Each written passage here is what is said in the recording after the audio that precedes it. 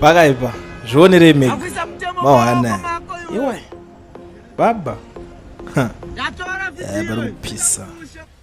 Muri yeZimbabwe ndadzoka nenhau dzisingawanike paZBC, dzisingawanike kuma-radio stations because vanotyawo zvebuditsa. But ndiri kuona kuti mapurisa eZRP yacho vari kuita kurasa muswe. Vakomana handizozive kuti zvinhu zvakadai so chii chinozoitika next, because imagine kuti mupurisa achisvotora munhu nepawindo, kombi ikafamba ikakonzeresa accident, mota dzikadhumana, anobatsira neiyeyo, anozoita sei paaccident, anokombanzetani?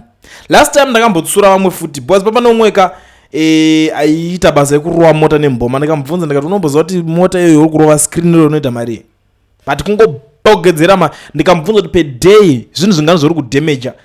Ndashati dzimwe kwa ijealous here kana kuti kuita sei, but I'm so happy kuti zvinhu zvinenge zvakufamba dai so kuona watobuda pa Kulian TV wato pama 1 hazvisiri zvekubudiswa panana ZBC pekuti munongobuda muchingonyarwa nyarwa. Isusu kana tichinge tatouya kudai so tichitoziva kuti muchapinda busy, muchapinda chando chete, saka tinobva taita sei tangochibvondora kuti muone zvinhu zviri kuitika munyika. Right, iko zvine zvinhu ndiri kuya neimwe nyaya iri kupisa yandaona kuti zvakakosha kuti ndingogara ndashandisa mukana kukuzivisai zvinhu zvakaita sezvizvi. Sekutaura kwandazviita ndikati hamumbozvinzwa zvichibuditswa chiro pane eni nigekini zvayo yekuti mungatoziva kuti maona kuZBC kana kuita sei. No, zvinongobuditswa nevakomana vezvivhidhivhidhi chete. Saka isusu tinobva taita sei todzifambira toonesana kuitira kuti next time pamunonzwa zvinenge zvichiitika, pamunoona zvinhu zvichiitika maitikire azvo, you know kuti chii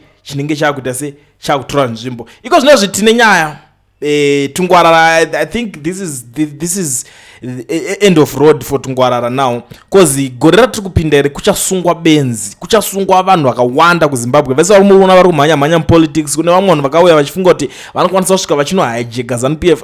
Munangagwa akangwarisa iwe, munangagwa imagine kuti ani makore mangani 60 something ari mupolitics achikusiya izvo imoya mofunga kuti makangwara kana mofunga kuti uri kumpa imwe support inoshamisira sterek, because what he knows iye anongoita method dzake akanyarara like zvakaita pamaelection apo. Chero vanoshanda nayo mupati make vakatadza kunzwisisa kuti vauya vachiti patakazoita dhiri tese baba unotoshamisika kuti kubvunza dhiri rei because angoita method dzake ari 1. Now,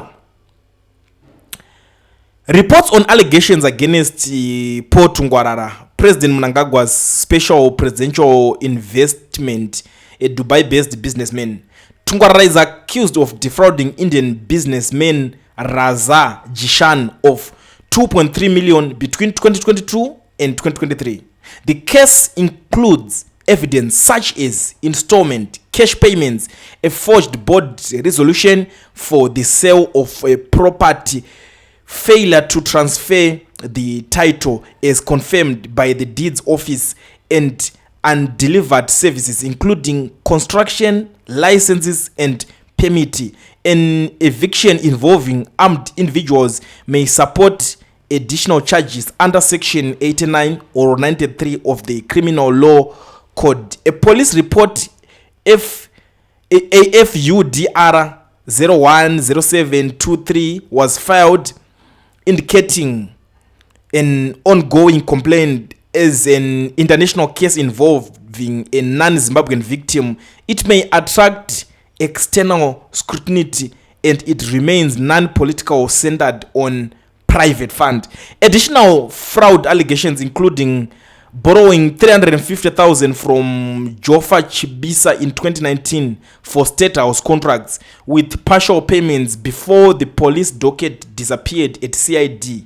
Tungwarara is linked to the 500 million cyber city project, which has faced claims of irregularities dismissed by associates who indicated political interference, as ZANU-PF corruption dossier named him in accusations of diverting billions through associates. His Prevail Group secured non-tender contracts for the refurbishment of hospitals such as Parinyatwa and Mpilo, with reports of inflated costs. Board drilling projects under him have been criticized for receiving fund allocations without completion, leaving communities without water a 15 million bid for the State House perimeter wall was submitted to Treasury but rejected.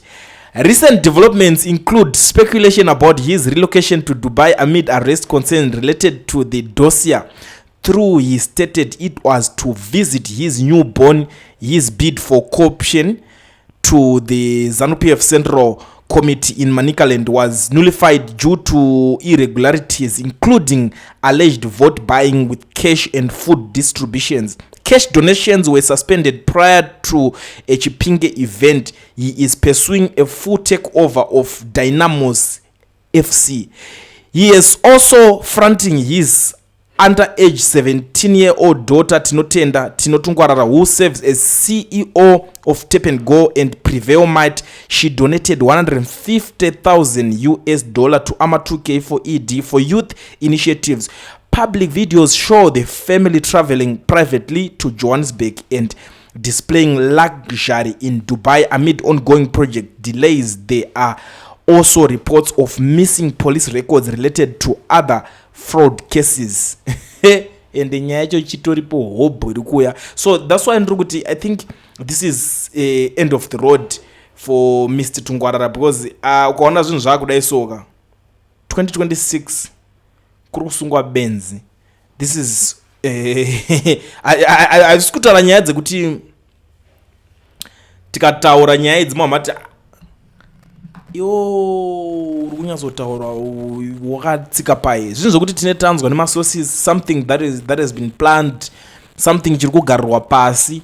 Handizotaura kuti nani nemaoffices api, but kuchasungwa benzi ndo mamiriro akaita situation paZimbabwe. Pachapisa politics futi kupolitical side kuchasungwa vamwe vanhu, maminister kuna vamwe vachapinda mukati, pachamhanywa zviri very legendary. Hatisonotaura mazita because manyaya emazita anonetsa, like manyuriro akaita Moses Mpofu noMike Chimombe. Kune vamwe vanhu vane nyaya dzehombe dzinopisa kudarika dzaMoses Mpofu naMike Chimombe. Uyu Tungwarara akanodenha vamwe vanhu vaasinganyatsonzwisisa kuti pazera pazvakamira sei, vanhu vakuru kwaari vaakanodhokonya in that part. Haana kuziva zvakafanana ukatsika madomasi echigananda kana kuti wotsika madomasi emwana wechigananda, hauzoziva kuti chigananda chacho ndechipi, but anything can happen. Ndo mamiriro akaita situation. Saka ndangoti ndingogara ndangokuzivisai just in case imimi pamunoda kuzoziva kuti zvafamba sei papa. Tinozongoonesana zvinhu zvinenge zvichiitika muri Zimbabwe. I don't want to waste much of your time ndichikuzivisai zvinhu zvakatika zvakawanda zvereloading. Ngatisanganei pane next one tuonesane nyaya dzese dziri kuitika, because I don't feel like kuti ndirambe ndichingowedzera ndichingokudzai pane iyoyi iri kuitika iyi. Ngatisanganei pane imwe iri kuteera. Kulian TV, Team VAT. Asi vanhu vachishamsika, Kulian TV haichatsika. Saka subscribe wozolaika, nechawana zvese pana chichazosha. Everybody say Kulian, yeah. Information is brilliant, yeah.